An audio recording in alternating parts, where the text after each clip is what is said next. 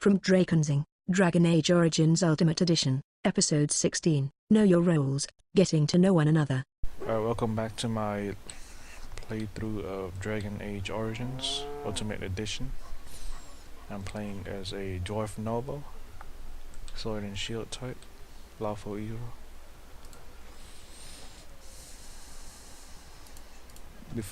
Right now I'm in Loitering.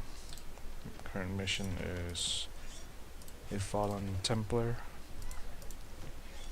I think I might show a few side missions here and there, since I don't think there's as many side missions as there is in Kingdoms of Amalur, so I might show more of it.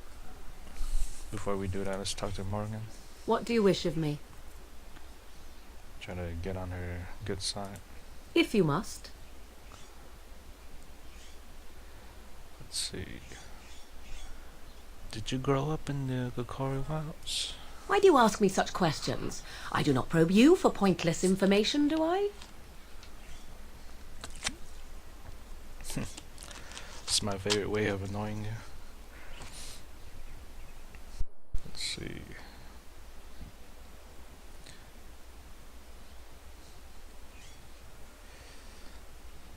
You can probe me anytime.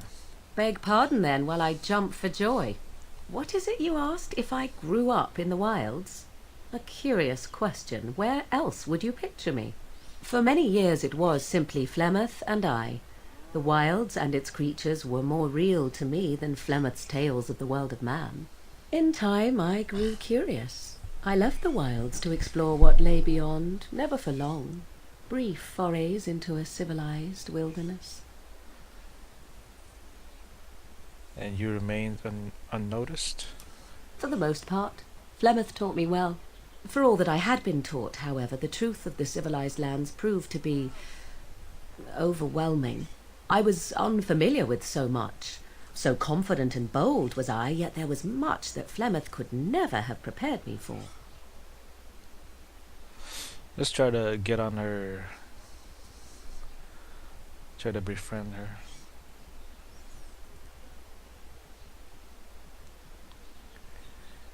Since I'm playing as a womanizer type, so let me see if I can choose the right dialogues. Very daring, that sounds just like you. Compliment. Equal parts daring and foolhardy, perhaps. Only once was I accused of being a witch of the wilds, and that by a chastened who happened to be travelling with a merchant caravan. He pointed and gasped and began shouting in his strange language, and most assumed he was casting some curse upon me. I acted the terrified girl, and naturally, he was arrested. That sounded like an evil genius right there. How nice. That was quick thinking. Men are always willing to believe two things about a woman. One, that she is weak, and two, that she finds him attractive. I played the weakling and battered my eyelashes at the captain of the guard. Child's play. The point being that I was able to move through human lands fairly easily. Whatever humans think a witch of the wild looks like, 'tis not I. Not that I did not have trouble. There are things about human society which have always puzzled me, such as the touching. Why all the touching for a simple greeting? Touching, huh? Were you upset by all the bad touching? If you know what I mean. At least with that sort of touching, I would have been able to intuit the intent with far greater ease. There were many nuances that Flemeth could never tell me of. When to look into another's eyes, how to eat at a table, how to bargain without offending. None of these things I knew. I still do not understand it all, truth be told, but then I gave up long ago any hope of doing so. When I returned to the wilds last, I swore to Flemeth that I had no intention of leaving again.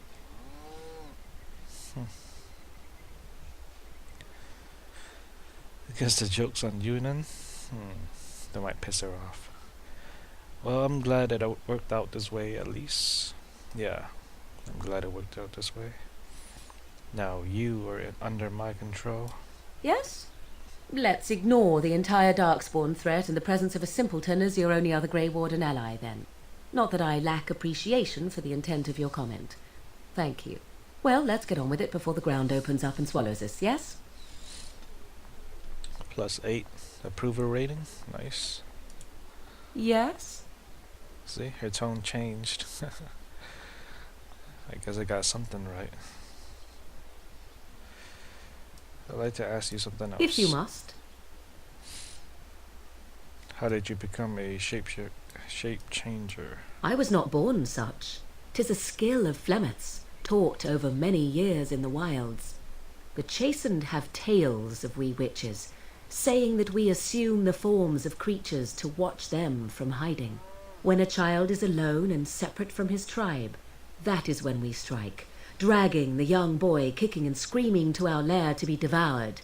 A most amusing legend. It's just a legend, right? So I assume. My mother has walked the wilds far longer than I. Who am I to suggest what things she has done and not done in her past? Why do you ask? Is there something specific you wish to know?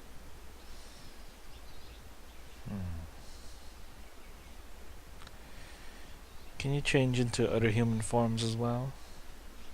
Actually, I don't want to know about that. I don't want her to change into a man or something. That'd be just weird. I've never heard of magic like that before. No, 'tis not unheard of in the remote corners of the world. There are traditions of magic outside of the circle of magi, despite what those mages would have you believe.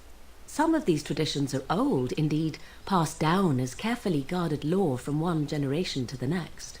The zealots of the chantry would uproot all such practitioners if they could, but as luck have it, some still exist. My mother is such a one.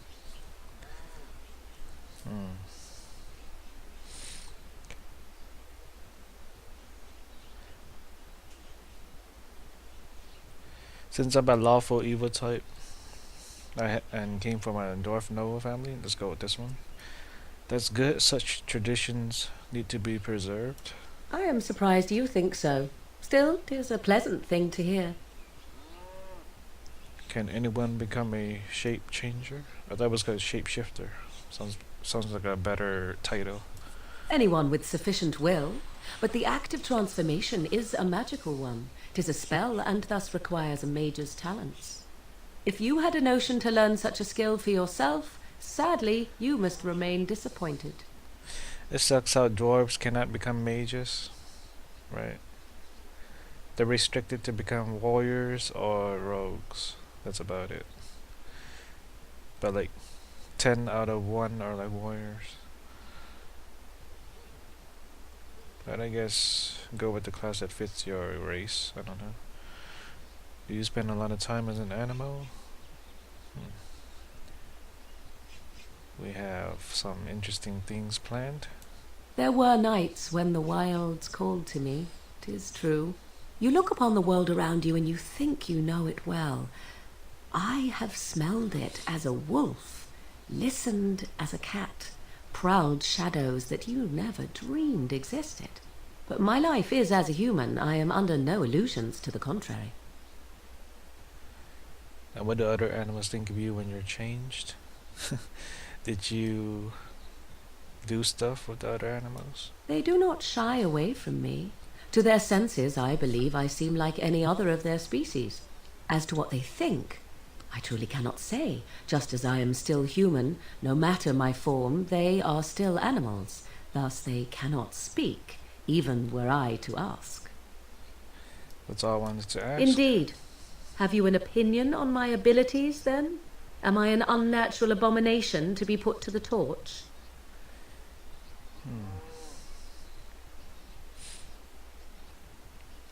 I think your abilities sound quite interesting.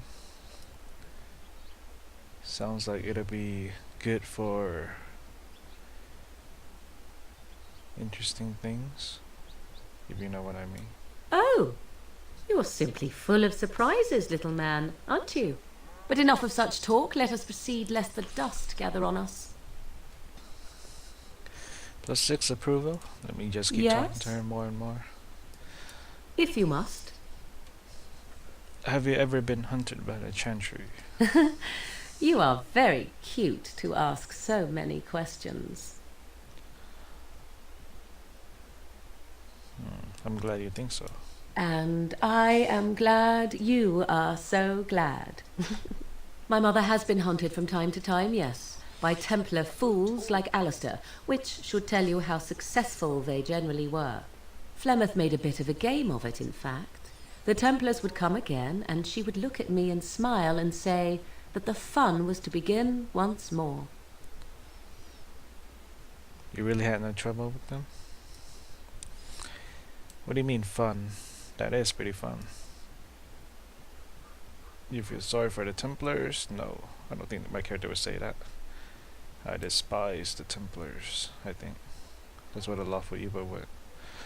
You really had no trouble with them? I am unsure. I was too young to understand, and perhaps 'twas bravado on Flemeth's part, or perhaps she was merely amused. I will never know. Flemeth would warn them, once. 'Twas a warning they inevitably failed to heed. And then the true game began.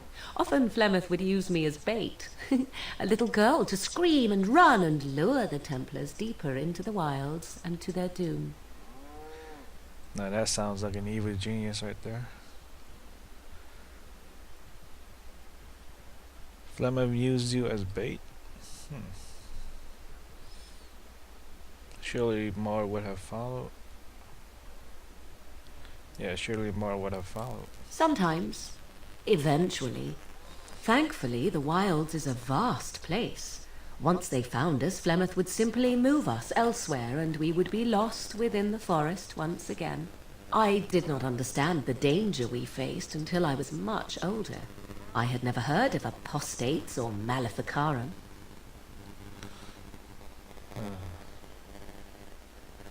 What exactly is an apostate? You do not know? The zealots use that word for any magic they do not control. The chantry sees any mages not leashed to the circle of magi as apostates, and apostates could become maleficarum, evil mages that resort to blood magic and become demon-enslaved abominations. It may even be true, still, those of us who prefer freedom see no reason to submit.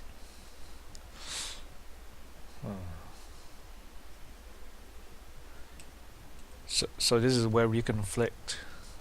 She's about freedom and chaotic type, and I'm about like lawful evil type. I like order and control, and she likes freedom and chaos. So that's where we conflict. Meaning what? We'll fight you to the end? I will note that we only ever defended ourselves, but if they wish to come for us, certainly. Enough of this talk. Let us return to the task at hand. -2. -2 approval rating. I guess she didn't like my orders. Yes, I like to if ask you something. must. Is Flemeth really what she seems to be? Well, that depends, does it not? What does she seem to be? And let it out back. Human and powerful maleficar. An old woman. She seems to be a powerful maleficar. I don't know what the hell maleficar means. Magician? You mean, is she truly the Flemeth of legend and story? Tell me, how much do you know of the tale? The one that the chastened still tell of my mother, to frighten them into obedience. Spare me the bedtime stories. I've heard a little of it. No doubt such a tale has mutated much over time and telling. I can relay what Flemeth once told me herself, and you can decide whether or not 'tis the truth, if you desire. I heard that tale by that guard near the entrance in the, what was it, Astagar camp. And the point would be, alright, make it quick. Okay, that sounds interesting. As the tale is sung by the bards, there was a time when Flemeth was young and beautiful, a fair lass in a land of barbarian men, the desire of any who saw her. Yes, I've heard this part. I have not heard that part, actually. Oh, actually, I did hear that part. From Flemeth herself. The tales say that Flemeth fell in love with Osen the bard, and fled the castle of her husband, the dread Lord Conabar, and that he swore vengeance for her infidelity. In truth, my mother claims that 'twas Osen who was her husband, and Conabar the jealous lord, who looked on from afar. Lord Conabar approached young Osen and offered him wealth and power in exchange for his lovely wife, and Osen agreed. Really?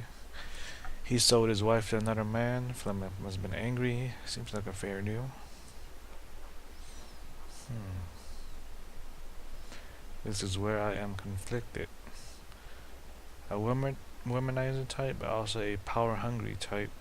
So I don't know.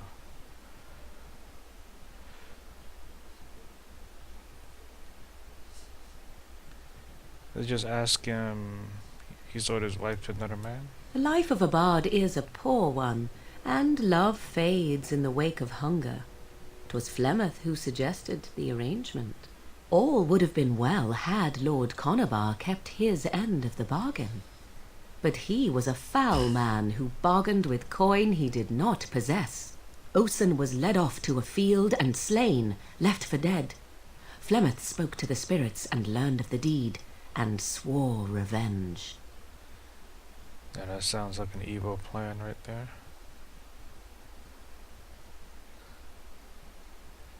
She spoke to spirits or demons?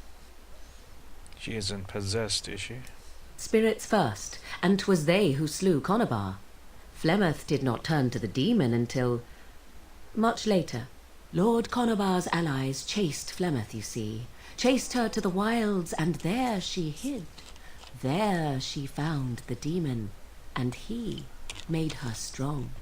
The legends all speak of the great hero Cormac, he who defeated Flemeth and her great army when she invaded the lowlands centuries later. All lies. Never heard anything about that. Which, she never invaded or he never defeated her? The truth of the matter is that there was never an invasion. As Flemeth tells it, the Chastened never raised an army under her banner, and she never fought with any warrior named Cormac. Cormac led a brutal civil war against his own people, and later claimed it was to vanquish evil that had taken root amongst the lords. Thus, he was hailed a hero. Flemeth was only attached to the legend much later. Perhaps 'twas due to the great war with the Chastened that eventually came, but Mother claims not to know how it began.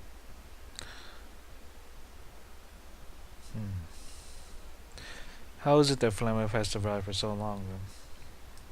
The demon within her has transformed her into something else. An abomination, perhaps some would say. I know not. I only know my mother is clever, and she is part of the wilds as it is part of her. But she is no immortal. She bleeds. A blade in her heart would kill her like any other, were it lucky enough to find her. Are you the only daughter? The legend tells of Flemeth having many daughters. You ask if I have sisters. I have asked of this myself. The stories tell of many witches of the wilds after all, not just the one, and these tales existed long before I did. Flemeth refuses to speak of other daughters, if they existed, so should I believe I am her first? I doubt that too. And why would she refuse to speak of them? The Chastened tell of a falling out between Flemeth and her daughters. They say that one day she hunted them all through the wilds and ate their hearts. It may be true. I have never seen another witch or heard of one. Perhaps one day Flemeth will eat my heart as well.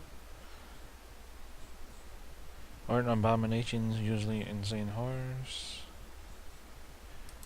How often is this usually? Always? If not always, then when is it not true? There are more things in this world and the next than you or I could ever hope to understand. What Flemeth became is a mystery. I suspect even to her. Do you believe her version? I do not believe everything that Flemeth claims. Oft it seems her bitterness has coloured her memories. But on the whole, yes, I believe this tale, if not all. An interesting story, thank you. Maybe you would do something for me later? Flemeth tells it with far more embellishment than I, but you are welcome. Dare I ask of your own mother? Few are abominations of legend, 'tis true, but I find myself curious nevertheless.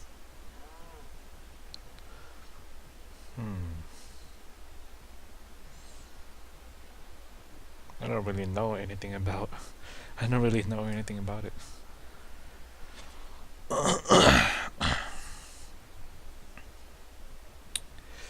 There's really nothing to say about her, since I don't really know anything. I see. I find myself a little envious, to tell the truth. But it matters not. Let us move on. Since I never met in the beginning, the dwarf noble, I never met the mother, so I don't know. Clean me, dog, lamb. Can you do something about this goriness? Yeah, lick the blood. I need to be properly clean before I continue my journey. Yes? So life in the wilds must have been very lonely? At times, perhaps. A world full of people and buildings and things was all very foreign to me. If I wished companionship, I ran with the wolves and flew with the birds. If I spoke, 'twas to the trees. And has seemed normal to you? That might piss her off. Let's say... and did they speak back? Let's say, that sounds wonderful. It sounds too goody two-shoes. But you eventually left? Such simple pleasures will only enthrall for so long. I recall the first time I crept beyond the edge of the wilds. I did so in animal form, remaining in the shadows and watching these strange townsfolk from afar. I happened upon a noblewoman by her carriage, adorned in sparkling garments the likes of which I had never before seen. I was dazzled.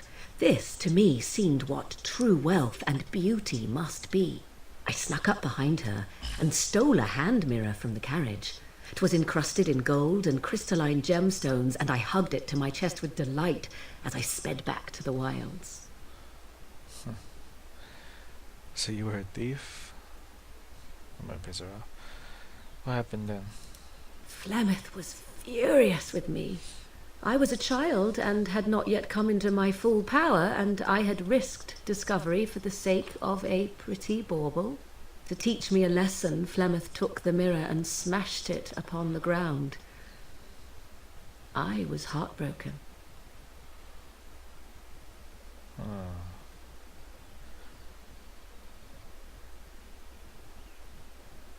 Flemeth was right, no doubt. Forget Flemeth. But you were just a child, man. Come on. And a foolish one. Flemeth was right to break me of my fascination. Beauty and love are fleeting and have no meaning. Survival has meaning. Power has meaning. Without those lessons, I would not be here today, as difficult as they might have been. I feel sorry for you. But you don't need to live that way any longer. They make you stronger, didn't they? Those are harsh lessons to teach a child.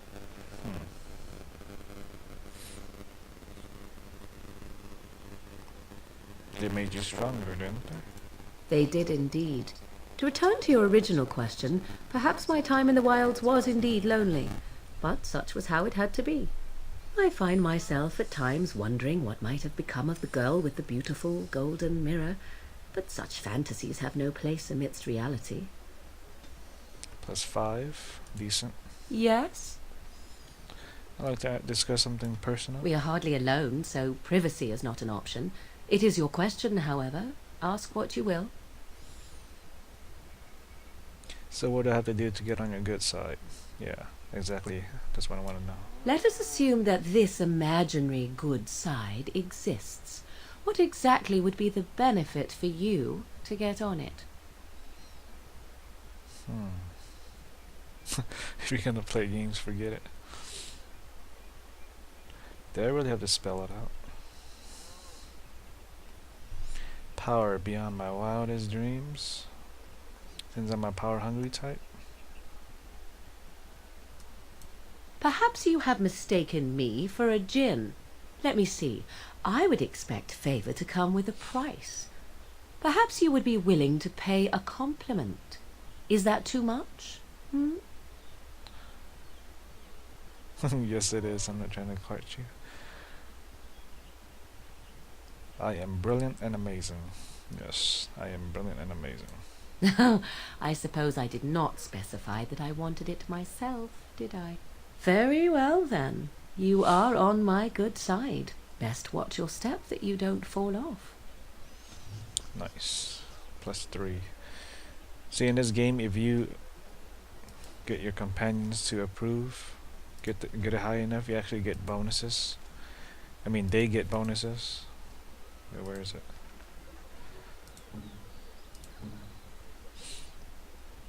Plot.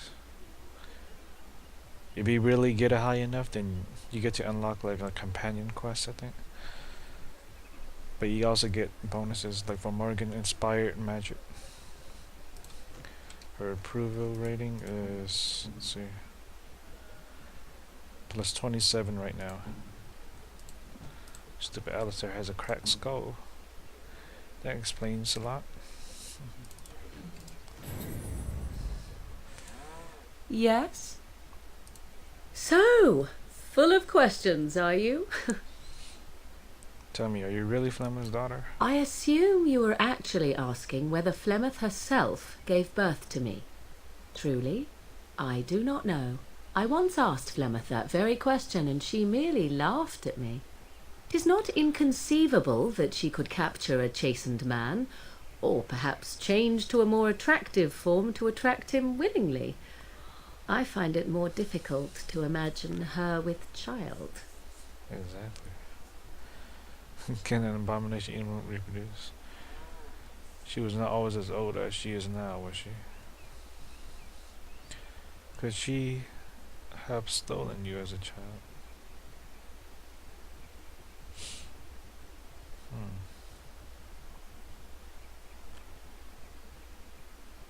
She was not always as old as she is now, was she? As a matter of fact, I remember her being younger once. She had black hair, much like my own, long and lustrous. But how could that be if she is centuries old? Has she become wizened only recently? Or are the tales of her legend only that, and nothing more? I do know the tales of Flemeth having many daughters, even though I have never met another, and Flemeth has always treated me as her blood.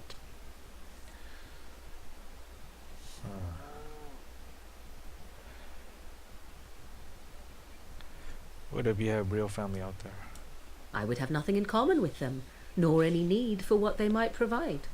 Flemeth taught me everything I needed to learn: how to survive, the meaning of power, the truth of men. If other mothers do not teach these things, then I believe them the lesser. Now I see where you get it from. Oh, I just piss her off. Is there no place for nurturing and love that might piss her off too? This is the only one have a choice. I suppose that's true. You suppose it's true? Yeah, 'Tis that piss her true. off too. Take yourself. You do not honestly desire such things from me, do you? 'Tis better to be free of such cloying and cluttering delusions as love.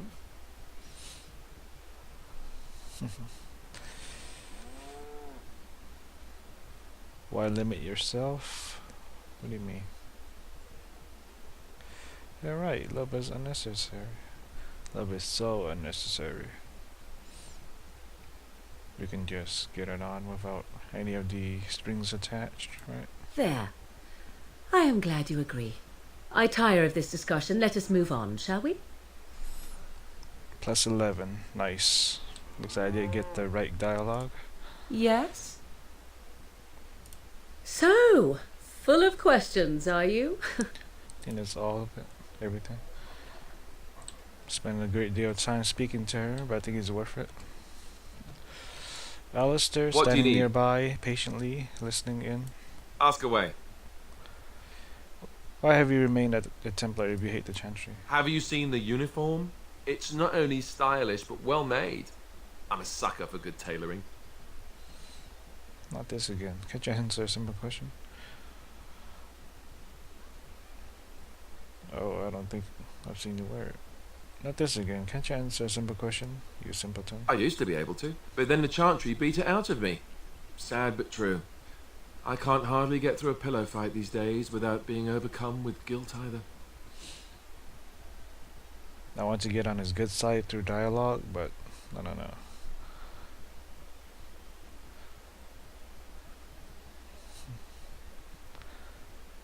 Yeah, lots of these pillow fights, I take it. Don't fall for his tricks. Do all Templars make these jokes, or just you? Oh, you know, between all the guilt and the hours spent in solemn prayer, any good Templar or priest is just bursting to tell a few good jokes when the opportunity arises. You don't really want to know about my being a Templar, do you? It's really quite boring. I actually do want to know, because I want to be a Templar and then get rid of you. If you don't mind. I do really want to know, yes. Teach me how to be a Templar, and then I don't need you anymore. Poke, poke, poke. Tell me everything about your life, Alistair. All right, if you insist. It's not like we have anything better to do, right? The truth of the matter is that I did hate going to the monastery. The initiates from poor families thought I put on airs, while the noble ones called me a bastard and ignored me. I felt like Al Eamon had cast me off, unwanted, and I was determined to be bitter. But I took some solace in the training itself, I guess. I was actually quite good at it.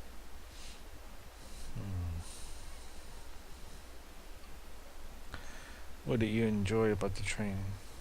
Tell me what skills you have. The education, mostly, but also the discipline. You need to have a disciplined mind in order to use the abilities we have. It was difficult, but rewarding. I never really felt at home anywhere, though, until I joined the Grey Wardens. And Duncan felt my Templar abilities might be useful for when we encountered Darkspawn magic, so I kept it up. What about you? Do you have anywhere you consider home?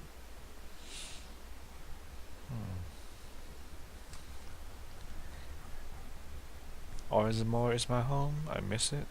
Yeah, man. Orzammar was my home. I miss it. I want to go back there and rule again. But it's not your home anymore, right? You can never go back for good. I think I understand how you feel. We won't always be traveling like this, you know. Once the war is over, once the blight is... well, a time will come when we'll have to think about having a real home again. Though that seems like a far ways off. And I suppose the Grey Wardens are gone for good, either way.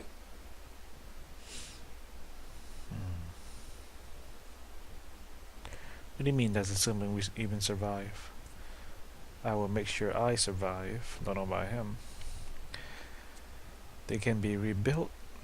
You can always keep traveling. They can be rebuilt. I don't know about that. I don't want anything to do with it, really. This is not the time to think about it. You're right. Best to concentrate on what we have to do right now.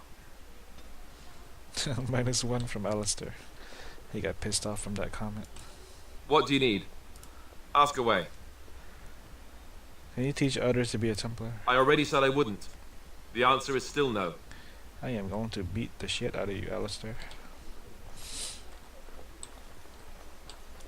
As if we needed more Alright, let's go fighting explore here. Don't you Lothering see how now. scared everyone is? It will be done. No, I need to sell some stuff first. My pack is full.